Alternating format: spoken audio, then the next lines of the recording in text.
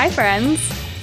Welcome to Nathan for Us. This is a Nathan for You rewatch podcast. My name is Kelly. And hi, I'm Megan. And today we are starting our journey through the Nathan for You filmography with episode 1, which is called Yogurt Shop Pizzeria. Before we get started, we do just want to go over kind of what the show Nathan for You is about, if anyone is not familiar with this masterpiece work of art.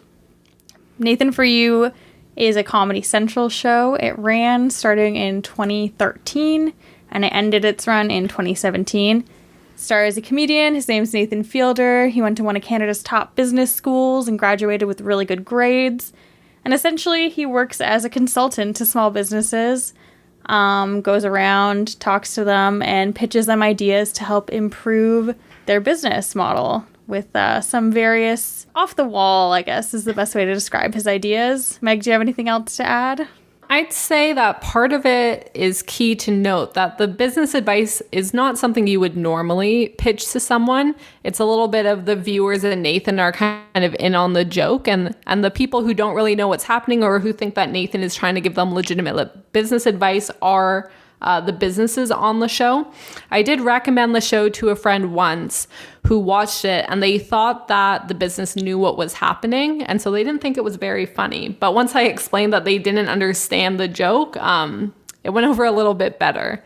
But this is for sure one of my favorite shows of all time. I think Nathan is just one of the funniest people I have ever watched. He is so deadpan, so great at playing this role. Yeah, I definitely recommend if you haven't checked out Nathan for You and you were just planning to listen to our recaps, I recommend seeking it out and checking out the show as well, because while we're going to do our best to tell you exactly what happens, like, you really cannot recreate some of this stuff. And part of the fun is that Nathan is super deadpan, and a lot of the business owners who he's trying to help, their reactions to this stuff are absolutely everything. Yeah, a lot of it is in like the subtle facial reactions and the reactions of, they're not contestants, but the people who apply to be on this show, thinking that they're getting business advice, which sounds like a tiny bit mean now that we're talking about it, but it's very funny, and they do of course get recognition by being on this TV show and more people learn about their business. I'm excited to dive into the episode, but I guess I just want to talk a little bit about our experience with Nathan for You and kind of why we had wanted to do this rewatch. So Kelly's the one who actually introduced me to the show. Kelly, when did you start watching it? So I was told about this show a bunch of times by different people over the years. People were telling me, like, you would love this. You studied business. You love deadpan comedians. Like, this is your shit. And I just kind of never took it seriously. And the first time that I really did was actually a friend, Nicole, who had come over, and she was like, we're watching Nathan for You right now. Like, let's just put it on. And we put on a couple episodes, and my fiance and I watched the whole thing basically like that day. It's so good. And I feel like as soon as you told me about it and I ended up watching it, I also like really quickly just started binging through episodes. Kelly and her fiance, we did a big joint bachelor/bachelorette party. We're from Canada, and we went all the way to Austin, Texas for it. And at that bachelor/bachelorette party, we started watching episodes, and it really became most of our weekend. So one of the nights, the girls and the guys kind of split up, and Kelly and I, we went out to this bar and we were drinking with everyone, and we had a lot of shots, and Kelly and I ended up leaving the night like super. I think you're burying the lead here. Is this a secret? We did not go to a bar that night. Where did we go? I don't know. I feel like a bar with people on stage. Is this kosher? Where there are men who take off their clothes is where we had gone to. Yeah. Okay. So we went to a bar where men take off their clothes, and I feel like the real lead is that you and I didn't last that long out. So the rest of the girls we went out with, they're like drinking and partying. And Kelly just comes and grabs me and is like, we need to go home. And I'm like, yes, anything you want. Like, I'll do where you lead, I follow. Like, this is your night. And we ended up going back to the Airbnb and we started watching Nathan for You and passed out. And everyone else stayed out partying. The rest of the girls were like, I don't know where they went. And they went downtown and just kept going out. And everyone else got back home. And Kelly and I are passed out on the couch with pizzas beside us. And they figured out that we ended up leaving the bar at like 11:30 or something really early. Really early. And we fully just passed out like in our like dresses, like full makeup. Like I was still wearing lashes with Nathan For You on the TV. What else do you want out of your bachelorette? And if that doesn't make us qualified to talk about Nathan For You, if you cannot see passion and love of a show like this, I don't know if you could get better than that. Truly one of the best weekends ever. So, Nathan, call we us. love you. Yes. So come party. Maybe we'll stay out past 11. We would definitely stay out past 11 for Nathan. So we open up this episode and we are introduced to the yogurt shop where we are going to begin this journey for episode 1. And this yogurt shop is called Yogurt Haven. It is located in California, and one of the things that is stated kind of right at the beginning is that frozen yogurt is enjoyed by Asian women and just a regular guy in the neighborhood. Did you have any thoughts on this statement? Because I certainly did. I would probably say that anyone could enjoy frozen yogurt. I feel like we bump into that kind of thing a few times throughout this episode where it's like, probably shouldn't have said that. But yeah, I'd say anyone can enjoy yogurt. I feel like Yogurt Haven is not a great name for a yogurt shop. What do you think? Yeah, I mean, it's an okay name. I think this was back in like 2013 when the frozen yogurt business seemed to be really booming. We were in university then, and I remember there was like 4 or 5 frozen yogurt shops kind of like in our neighborhood. Yeah, Menchie's and Froyo were big. They were big. That was like a good date spot. Yeah, and I think now, like, it's not as much of a thing. Like, I could not tell you where the closest place to get frozen yogurt is near me. Yeah, I also feel like in Canada in general, like, if you're going to pick a business that's a little too seasonal. Yeah, totally. So, Yogurt Haven is basically one of those frozen yogurt shops where it's, like, self-serve. You go in, you put the yogurt into your container, they weigh it, and you get to put toppings on it. So, it's your basic frozen yogurt shop that you would see like on any corner back in the year 2013. Yeah. And so Nick is the manager at Yogurt Haven, and I guess that he's the one who Nathan goes in and talks to and tries to come up with a new business approach to draw in new customers. Do you want to drop the ball on what this amazing business venture is? Here's the thing with Nathan For You. Basically, every time there's going to be a new business idea, they come up with this graphic of like a file folder. So this file folder opens and it says case 002. I cannot tell you what case 001 was. We'll have to delve into that another the great time. Mystery. And there's a couple things on the screen, one of which is a Wayne Gretzky quote that says you miss 100% of the shots that you don't take. And the other thing is basically the plan. And the plan for Yogurt Haven to draw in new customers is that they're going to create a new frozen yogurt flavor, which is poo flavored frozen yogurt. Now, Nick is like the sweetest human being in the world. And he kind of mentions that he has his reservations about this idea, but Nathan's saying, you want a big punch, you want something big and controversial that everyone's going to talk about. You got to do something different than other yogurt shops and really draw in the business. Yeah, I mean, it's not a bad plan. It's kind of like there's no bad press. But we'll see as we go on that maybe Nathan circles back on that idea a bit as well.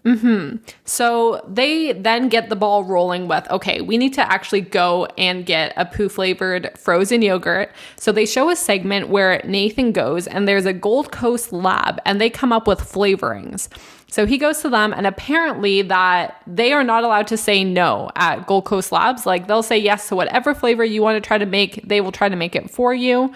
And they come up with an artificial feces emulsion, but there's no actual feces in it. Yes, this is an amazing business model that you just are not allowed to say no. They're like the improv group of flavor labs, it sounds like. Like, they're very yes and. Whatever you want, we'll do it. Yeah, I thought that was a little interesting that they wanted to keep that line in where they say, we're not allowed to say no to any flavor. I'm wondering if they were like, we want to make sure that we're kind of not associated with this in case like anyone gets really ill off of it, or they want to distance themselves a little bit. Maybe they want more people coming in being like, I want insert questionable flavor of Froyo here. I feel like I've only had very basic Froyo flavors, like mint, chocolate, vanilla, cake.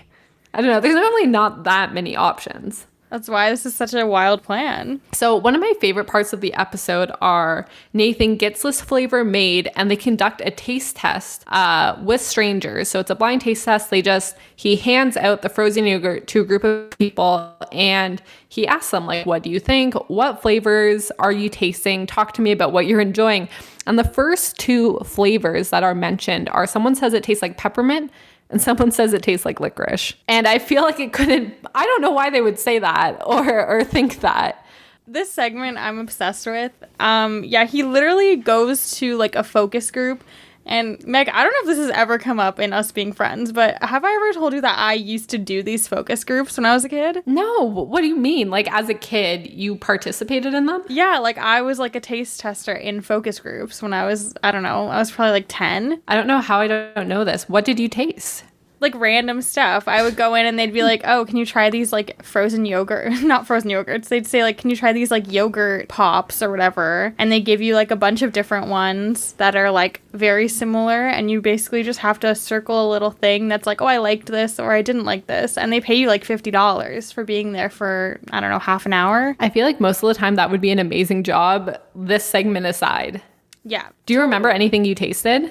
I definitely did yogurt once. I want to say I did like cookies one time. It was so random. I don't know how my mom got me involved in this or why, but Your mom's a genius. She's like, I'll bring my kid to get some delicious snacks and they'll pay me for it. Yeah, if anyone is interested in finding out more, I'm sure I could convince her to let me know how she got me involved in that. But no, I want to know. I want to find out more. Please report back. Yeah, I'll call up Sherry. Next segment. Yeah, next segment, we must know how to become a part of this. Bad day for these people who are doing it. This is clearly why they had the adults only one, because like you don't want children tasting poo flavored frozen yogurt. Yeah, so the girl who had originally said that she thought it was licorice kind of takes a big pause and Nathan's like, any other flavors coming up? And finally she says, okay, it tastes a little bit like poo.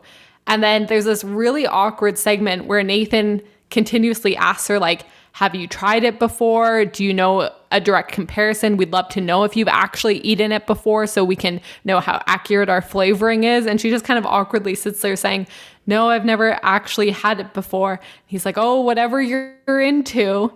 And if I was in the room, I don't know how everyone else kept a straight face, but I would have just been dying in the corner. My favorite thing is watching the people while this is going on. There's like other people who like go back in for a second lick of the froyo. And it's like you just heard him say it's supposed to taste like poo and you were like, let me go in and make sure. Like I need to confirm that this is really the flavor. Well, the guy who said it tastes like peppermint definitely should go in for a second bite just to check what he thinks poo tastes like. Yeah, he's like, man, this is delicious. He's like, I actually really like this. And someone else I believe they say it tastes like familiar flavors, which like, ooh. Oh, sir. Oof. I'm glad they all signed the release to not have their faces blurred because I frankly don't know if I would have. Oh, yeah. I'm not sure. I don't really know the process that people would go through, but I feel like they wouldn't have even shown it because most of the fun of this scene is their reactions and seeing them try it and slowly it clicking in their head like this is what I'm eating and this person is just looking straight at me telling me that they made this ice cream and they wanted us to try it. So good. And so we go from the focus group back to a conversation with Nick, the Yogurt Haven manager, where him and Nathan are discussing, okay, how long are we going to put the poo flavored ice cream on the menu at Yogurt Haven? And Nick is very adamant that he does not want to have this on the menu for very long. Yeah, I saw this and I wrote he hates the flavor and then immediately agrees to 2.5 months, which is such a long time. It's a really long time to have one flavor. I feel like he would have said like maybe a weekend, but he's just so agreeable. He's just so sweet and like mild-mannered and kind, and he's kind of like goes along with whatever wild antics Nathan wants, but I feel like he's a little bit too kind.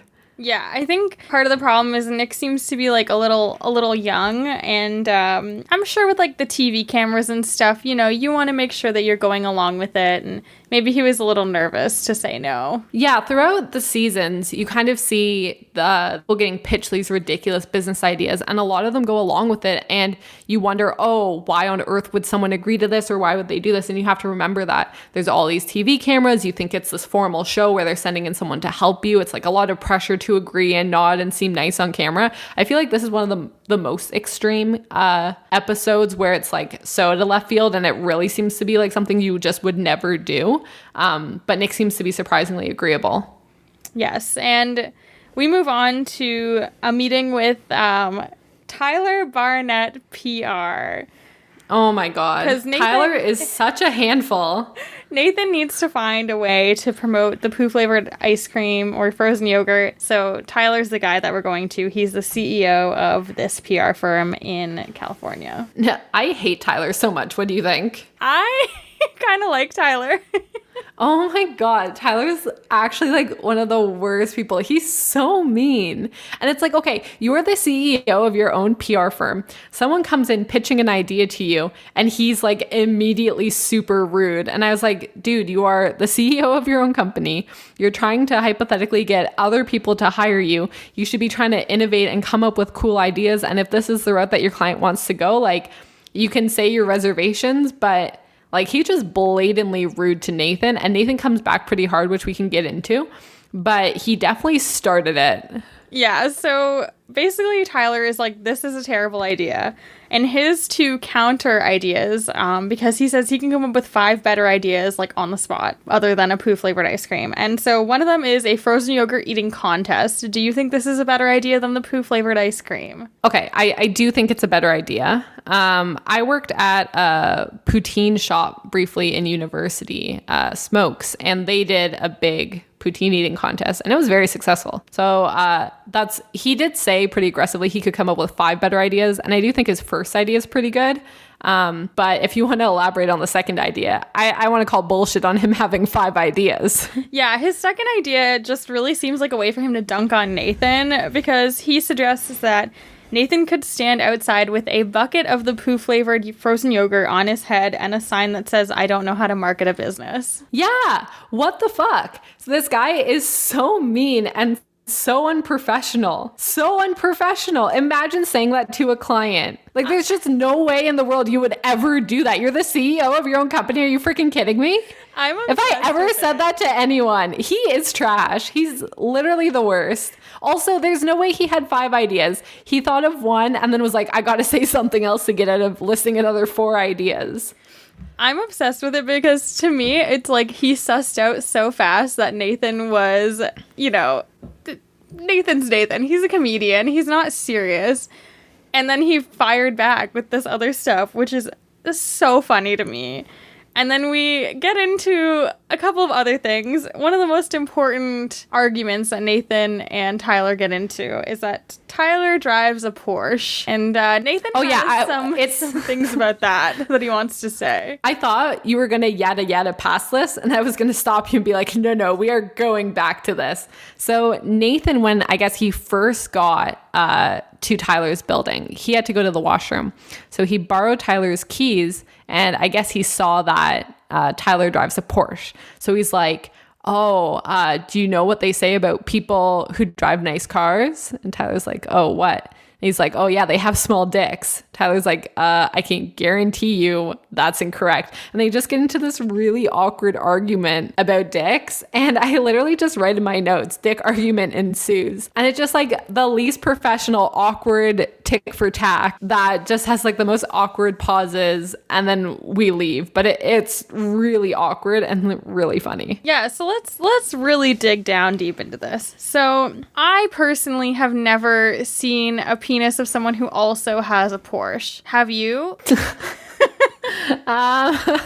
No, I don't think so. So maybe we're not the right people to talk about this particular segment, but I do think that Tyler is a little bit defensive in the way that he comes back, because his defense to Nathan is, how would you know? Like, you've clearly seen a lot of dicks. And, like, I don't want to be like, I've seen a lot of dicks, but, like, I've seen a handful of dicks. I don't know if that necessarily means that, I can tell exactly when one is big and one is small. Yeah, I feel like you don't have to have seen a lot to be able to see the size of one. And it very clearly doesn't relate to what car you own, but it's very funny. It's just, like, the most awkward, like, petty argument that you're just like, how are, like, 2 adults seemingly in a business meeting arguing about this. Tyler does seem like hella defensive though, and like very insecure. So I mean, yeah, and I kind of on Nathan's side. I have one thing before we move on from Tyler. So I did pull up his website,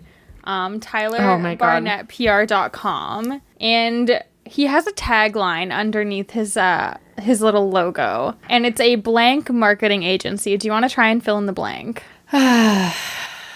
Is it one word? It's one word. It describes both of us as well. Oh no. I have no idea.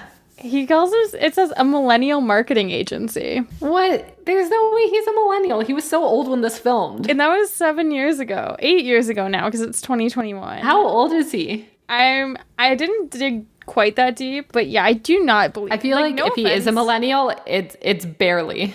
Like, there's Tyler, no way he's a millennial. If you're listening and you are a millennial, I'm very sorry, but yeah, I just have a hard time believing you're a millennial. I also feel like a millennial marketing firm would be very for a gimmicky stunt offhand. Probably. Though I will say, like, looking at some of his past clients, he did work with Slip and Slide. Slip and Slide's not around anymore, is it? I don't know. I don't think he brought Slip and Slide back. Maybe he did. Then we head back to our favorite frozen yogurt shop, where it just shows a montage of people trying this poo flavored ice cream. And it just shows all these different kids like on screen being like, oh yeah, I got the vanilla and the chocolate and the poo flavored one. And it shows them eating it. And it is so hard to watch. I don't know why anyone would willingly try it. But they go through showing people actually trying this in real life. So I guess some people willingly ordered it. And then the next day, it shows Nathan coming back and talking to Nick. And he's telling him a story of how he went to dinner and he saw some rat feces on the ground. And it was very unappetizing during his dinner. And he doesn't think it's a good idea anymore to have the poo flavored ice cream in a facility that serves food. And Nick is like, man, yeah, I totally agree. This is what I've been trying to tell you from the beginning. And this just leads me to believe that Nick is the nicest human being on earth. He just wants the best for Yogurt Haven. He's doing the best that he can. It's a very sad ending. You just see like a little sign that says we no longer sell poo yogurt on the store, which is just heartbreaking. Oh my God. Just like a handwritten scratchy note. Yeah, and also at the end, Nathan asks Nick if they can be friends. Nick says no. Yeah. Nick is not into it. It's a bummer. I feel bad. This is kind of a recurring theme within the show too, where Nathan, they bring up a few times that he's bad with women and that he's trying to kind of make some friends. And it's very funny every time. And I do have an update on Yogurt Haven.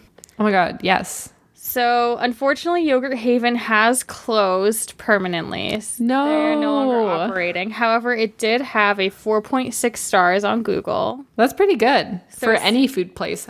And I read some of the reviews, and it seemed like people were really digging it. They also were hosting, like, open mic nights until they closed. They closed, like, a year and a half ago. Oh, so they stayed open for a long time after the show aired. Yeah, they were open for quite a while afterwards. Do you think Tyler came up with that idea for them? I hope so.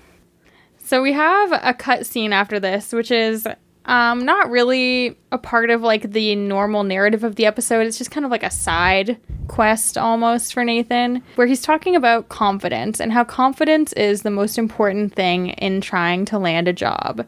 And it doesn't matter how smart you are, if you're confident, you'll be able to achieve what you want. Do we agree with this advice? What are you thinking when you first hear this?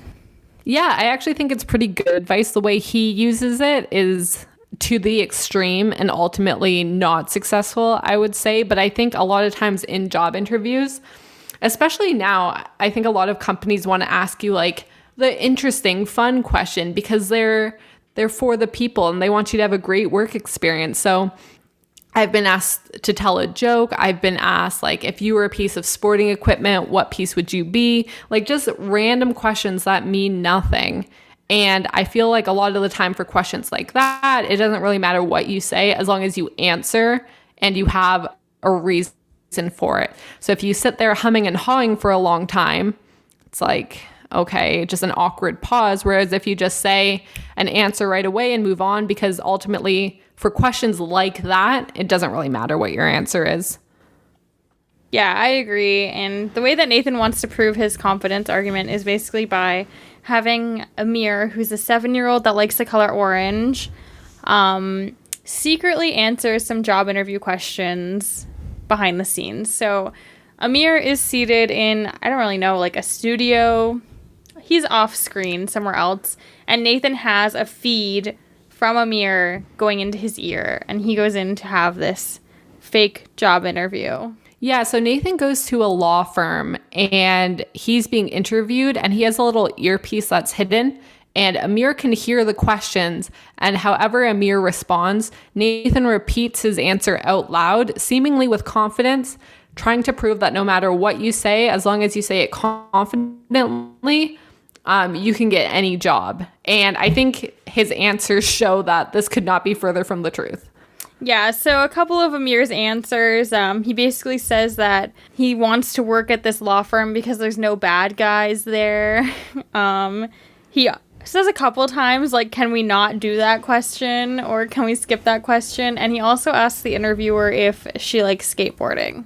She does not like skateboarding, as a spoiler alert. She's very unimpressed by most of his answers, and at the end of the interview, when asked, would you hire me for this position if this were a real job interview, she like very distinctly says no multiple times. But in the voiceover, we hear maybe. Believe me. So it's a maybe. It is a little upsetting. She very distinctly does not like skateboarding. Yeah, and she really handles this like a champ. Like, I feel bad for her. This woman has amazing patience to be able to sit through this interview. Pretty much everyone on the show has pretty good patience. Yeah. And our next interview, we hear that Nathan's jerk friend will be the one feeding him the answers to the interview questions. And Nathan's jerk friend is actually H. John Benjamin of Wet Hot American Summer fame. And he also is, of course, in Archer and in Bob's Burgers. So he's a comedian. He's fairly well known. Super funny guy. And this interview is going to be with a real estate firm. Mm-hmm. So what's a little bit different about this interview is John is obviously an adult. He can hear the questions. And his answers are trying to screw Nathan over and make him seem very unhireable and like someone you don't really want to talk to or be in a room with. All of his answers are very funny to us watching, but it's super awkward to the interviewer. And unlike Amir, our 7-year-old who loves orange, who just kind of responds with whatever's in his head, John's like actually trying to come up with things that would hinder Nathan's ability to get the job and has like really awkward answers and questions. Yeah, and H. John Benjamin is so funny in this. Like, the first time that I saw this, I laughed so hard. H. John Benjamin pushes it real far, and the only time that Nathan's like, I refuse to say that, is when he tells him, like, to say that he's a child molester. And that's when Nathan's this is too far. I'm not saying that. Yeah, I am glad he chose not to say that one out loud. There's a few other lines when he was asked, why would you want this job? He says, I like my jobs like I like my women. And then there's a pause and the interviewer says, oh, how? And he says, easy. He tells the interviewer that he likes his dimples and he says, thank you, so does my mother. And then Nathan asks if his mother is still alive and Nathan says, that's too bad. They go into a bit of a monologue about Nathan talking about how his own mother is dead and she died in the Iraq War, fighting for Saddam Hussein against America. And it just is like so awkward. And somehow this interviewer, West Young, keeps talking to him. And at the end, when he asks, like, would you give me this job? Would you want to interview me again? And he says, you know what? You seem like someone who it would be interesting to have another conversation with, and I'd have a second interview with you. And I thought, as if you're only saying that because of cameras, there's just no way, right? There's absolutely no way. No.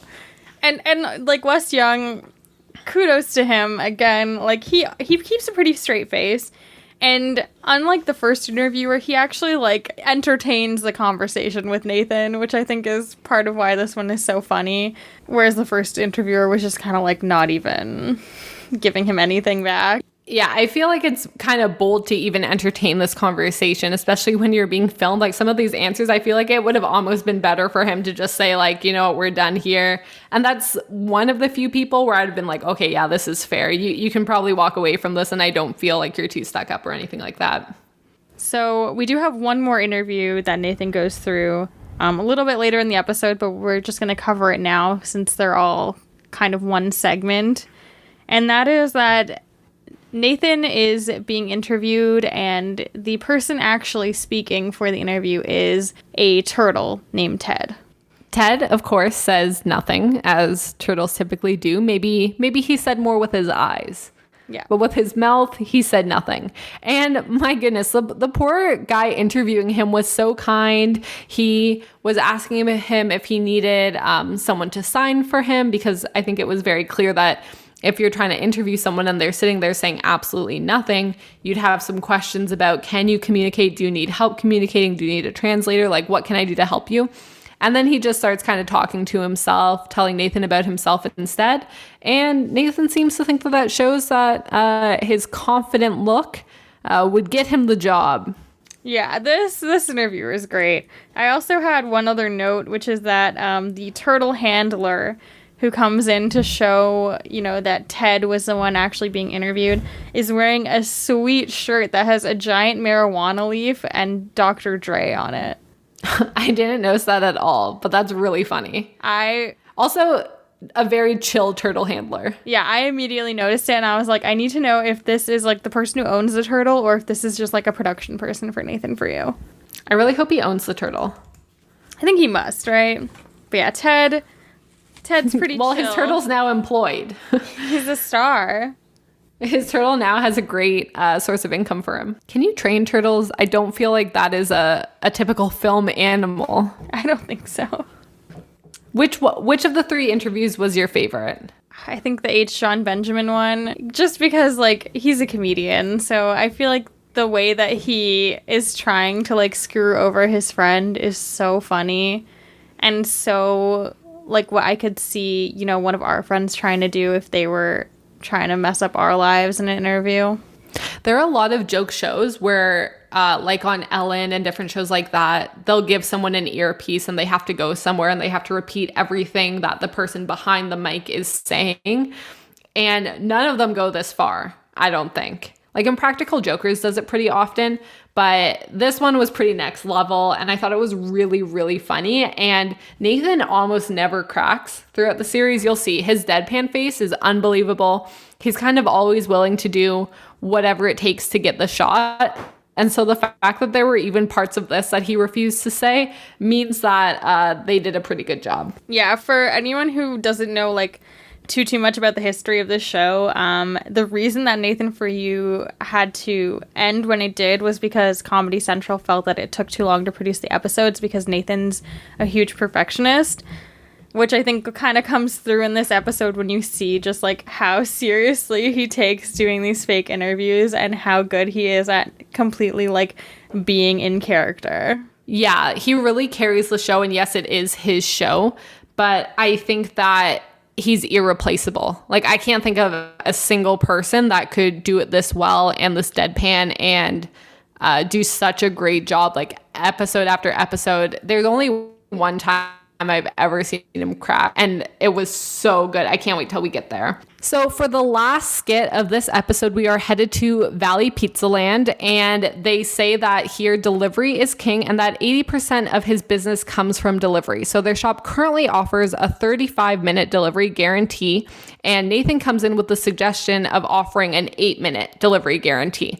And we see them discussing it, and the pizza shop owner kind of mentions, I won't even be able to cook that pizza in 8 minutes. There's just no way.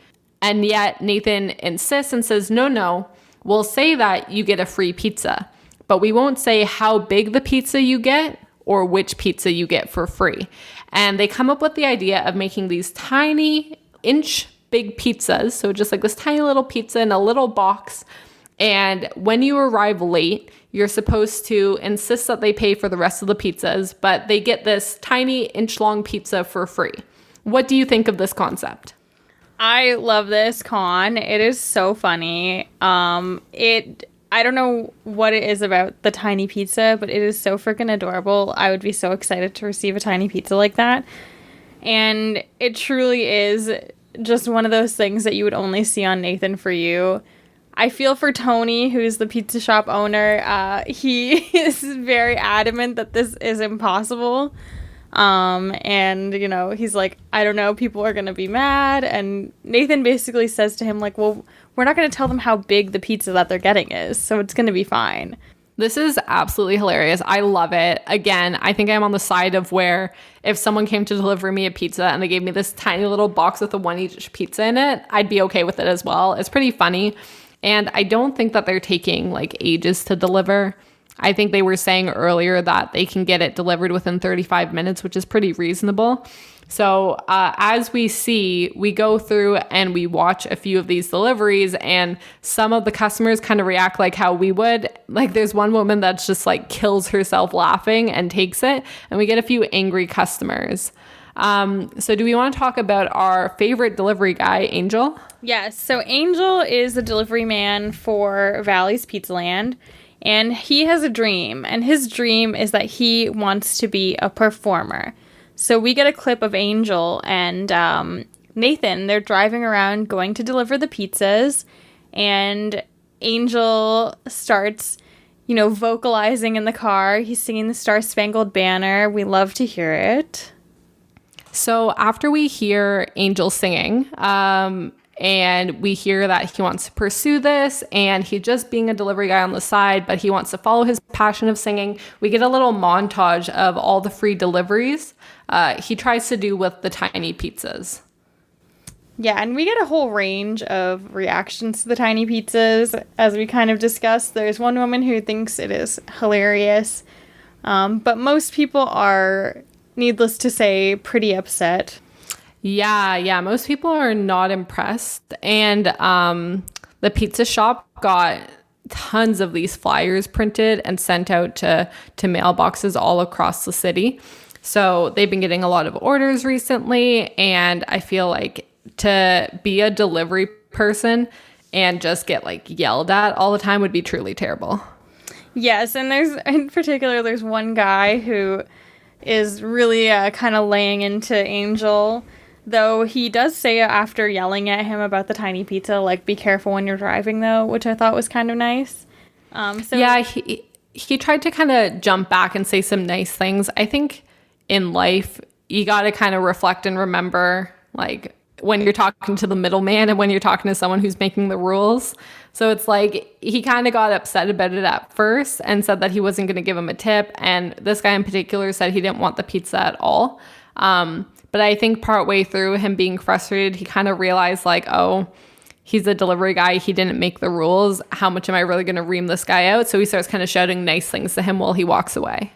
Yeah, and then after that, we kind of just see a little scene of Nathan and Angel, and they're just talking about their problems, eating the pizza, sitting on the hood of the car. One of the things that really struck me is that Angel says girls are odd to understand. I mean, boys are odd to understand, Angel. Thank you very much. Yeah, I really like this just commiserating between Angel and Nathan, because we saw that Nathan wanted to be friends with Nick, and Nick was not down in the first segment. But it seems Angel like, is down. Yeah, and this is like a lot more organic, and I really just hope that Nathan and Angel are friends to this day. I would like to know who from the series he still talks to, if anyone. I hope Angel's one of them. There are a few people in the series we meet later that I also hope are included in this. But for an episode 1, out of anyone, I hope he stays friends with and in contact with Angel and the turtle. Yes, Ted the turtle. How cool would it be to be Anwar, though, and be like that 7-year-old who loved orange on the show? I wish I could point back and say I was on something cool like that. I know. That's such an embarrassing video, though, to like show at your wedding or something. Oh my gosh. Okay, there are more kids in the future of the series, and this is definitely not the worst kid to be on this show. Oh yeah, good point. We will get there. That's one of my favorite episodes to show people if they haven't seen the series. Yeah, so that kind of wraps up episode 1. I don't know if you ever watched the season in order, but this was actually one of the last episodes that I had ever watched. I kind of ping-ponged around different seasons just based on episodes that people recommended, because you don't have to watch them in order. And then after we were getting into it more, because at first it was just a lot of clips that I was watching of parts of episodes. And then I went back and started from season 1 and watched all the way through.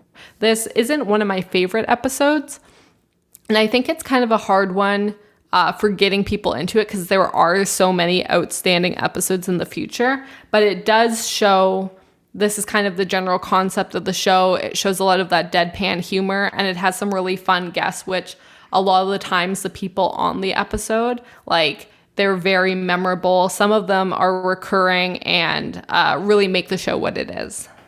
Yeah, and just to put a pin in Valley's Pizzaland, they are closed now. Oh, no. As of 2018.